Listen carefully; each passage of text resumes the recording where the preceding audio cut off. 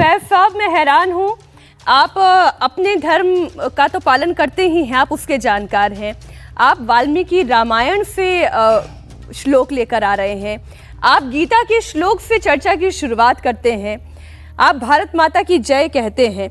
लेकिन आज इस वक्त भारत में, हिंदुस्तान में एक चर्चा चल पड़ी है। कोई भी मुगल बादशाहों के खिलाफ यदि कुछ कह देता है तो एक समुदाय विशेष है, उसकी भावनाएं आहत होने लगती है। क्यों मुगलों के लिए कभी कभी एक समुदाय विशेष उठ खड़ा होता है, एज इफ कि यही उनके पूर्वज हैं और वो उनके वंशज।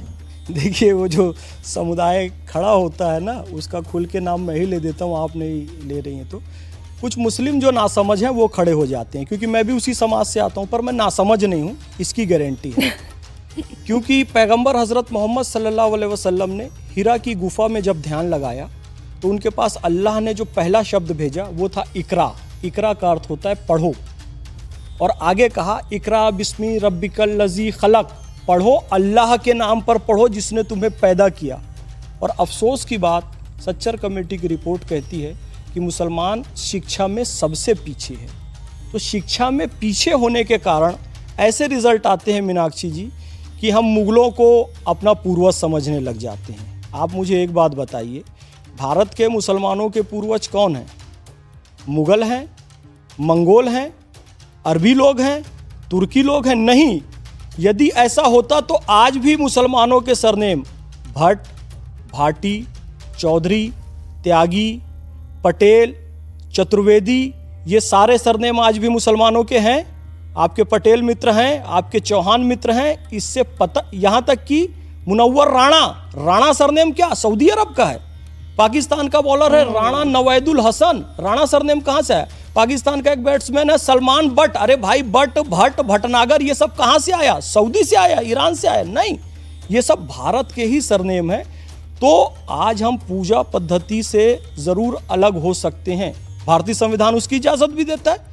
जी, आप मंदिर जाओ, आप मस्जिद जाओ, आप चर्च जाओ, लेकिन इस सत्य को स्वीकार कर लेना चाहिए कि हम सबके पूर्वज सनातनी थे। इस बात पे कोई दो मत नहीं है।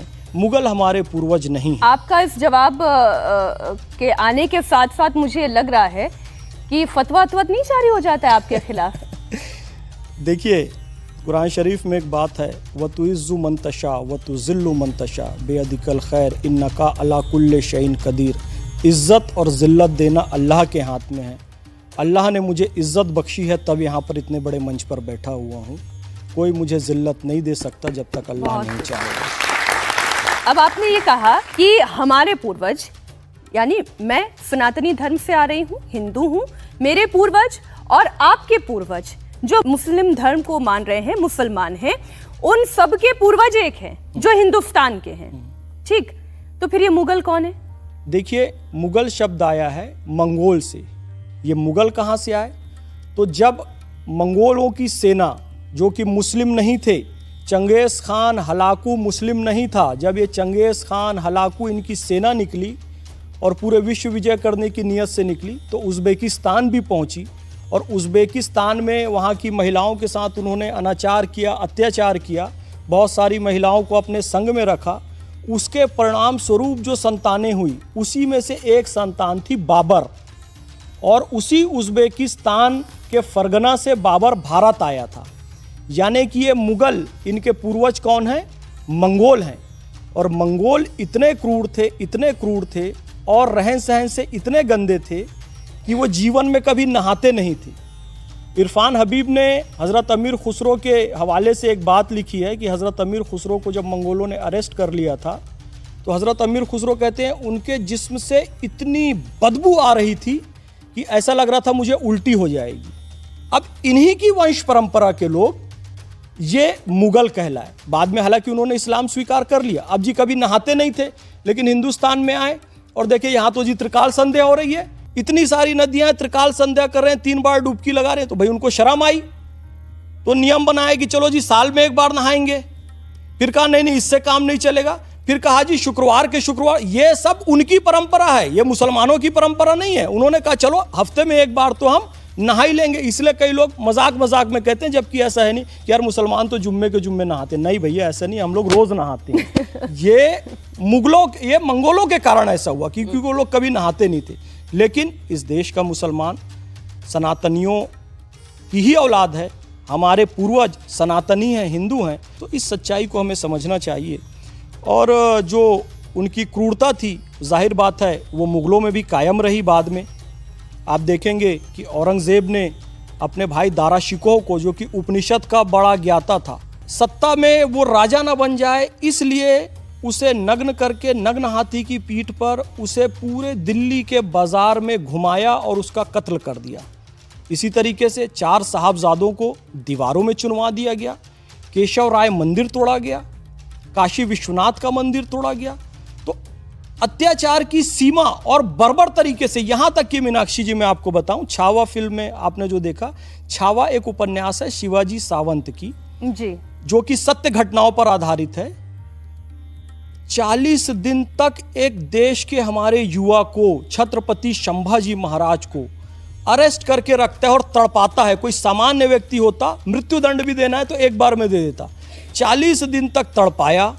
एक दिन दांत निकाल रहे हैं, एक दिन कान निकाल रहे हैं, एक दिन जीवा निकाल रहे हैं, एक दिन नाखून निकाल रहे हैं, एक दिन आंख निकाल रहे हैं। ये काम मनुष्य नहीं कर सकता, ये क्रूर मंगोल लुटेरे ही कर सकते हैं, जिनकी औलादें ये बाबर और लेकिन वैसा आप ये देखें, जिनकी बात आप कर रहे हैं उन्हीं औरंगजेब के लिए अब एक बात ये भी चल पड़ी है कि वो बहुत ही भले इंसान थे, बड़े ही मितव्ययी थे कि राजकोष को घाटा ना हो जाए इसलिए अपनी टोपी खुद सिला करते थे। वो इतने अच्छे इंसान थे, इतने अच्छे शासक बादशाह थे कि उन्होंने मंदिर बनवा दिए। ये तर्क कहाँ से आता है फिर?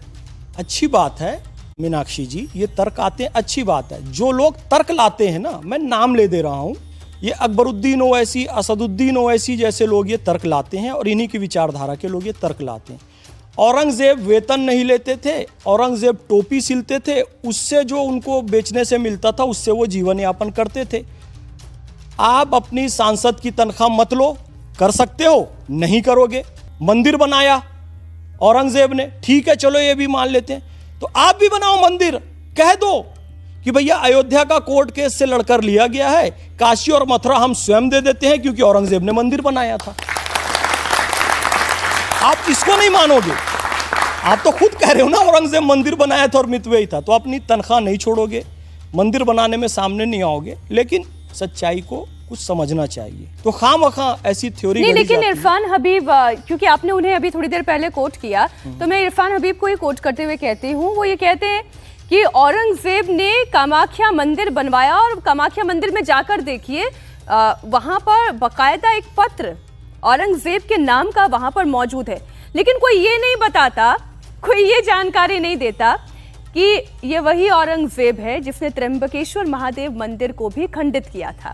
ये वही औरंगजेब है जिसने न जाने कितने 87 मंदिर, जिसका उल्लेख जदुनाथ जी सरकार अपनी बुक में करते हैं, हिस्ट्री ऑफ औरंगजेब में वो ये बात कह रहे हैं कि 87 मंदिर ऐसे थे जो औरंगजेब ने तुड़वाए। इन बातों को क्यों नजरअंदाज कर दिया जाता है? क्यों मुगल बादशाहों का महिमा मंडन किया जाता है? देखिए, मसीर आलमगिरी में भी ये बात लिखी हुई है कि काशी विश्वनाथ का मंदिर औरंगजेब ने तोड़ा था। ये बात रिटर्न है, उसमें इस बात का उल्लेख है। जदुनाथ सरकार जी ने भी त्र्यंबकेश्वर के मंदिर के बारे में लिखा है। और एक बात और आती है कि औरंगजेब देखता था कि एक बड़ी ज्वाला आ रही है, एक बड़ा चिराग जल रहा है कहीं बड़े दूर से, तो पता किया जी कहाँ चल रहा है, तो पता चला एक मंदिर है मथुरा में कृष्ण भगवान का, केशव देव मंदिर, वहाँ पर चिराग जलता है, वहाँ पर जोत जलती है, तो उसकी रोशनी आगरा तक, दिल्ली तक पहुँचती है। तो वो देखकर बड़ा अचंभित हुआ और उसको तोड़ने के लिए पहुँचा। वहाँ पर केशवराय मंदिर को तोड़कर उसने जामा मस्जिद बनाया। आज भी जो कृष्ण जन्मभूमि का विवाद है उसके पीछे यही कारण है, कौन? औरंगजेब। लेकिन इतिहास को छुपाया जाता है। अब मैंने इरफान हबीब का नाम यद्यपि लिया, लेकिन इरफान हबीब भी लेफ्ट के हिस्टोरियन हैं, लेकिन सतीश चंद्र लेफ्ट के हिस्टोरियन हैं। इरफान हबीब और सतीश चंद्र ने बहुत छुपाने की कोशिश की, बहुत छुपाने की कोशिश की। उसके बाद भी उसकी क्रूरता इतनी थी कि बताना ही पड़ा, अप्रत्यक्ष रूप से हजरत अमीर खुसरो के माध्यम से, जिसका मैंने उदाहरण दिया है। और सतीश चंद्र जो मध्यकालीन इतिहास के, वो भी प्रमाणिक इतिहासकार हैं, उन्होंने जाफर जटल्ली का उल्लेख किया है, एक व्यंग्यकार। जाफर जटल्ली ने बड़े अश्लील शब्दों में कहा है, उसे मैं सभ्य शब्दों में कहता हूं। शैतान के नितंब तले अंधेरा औरंगजेब के लिए जाफर जटल्ली ने कहा, जो कि औरंगजेब के समकालीन थे। ये बात सतीश चंद्र ने अपनी पुस्तक में लिखी है। तो सोचो वो कितना क्रूर शासक रहा होगा कि जाफर जटल्ली को अपनी जान की भी फिक्र नहीं थी। उन्होंने क्या लिख दिया, शैतान के नितंब तले अंधेरा।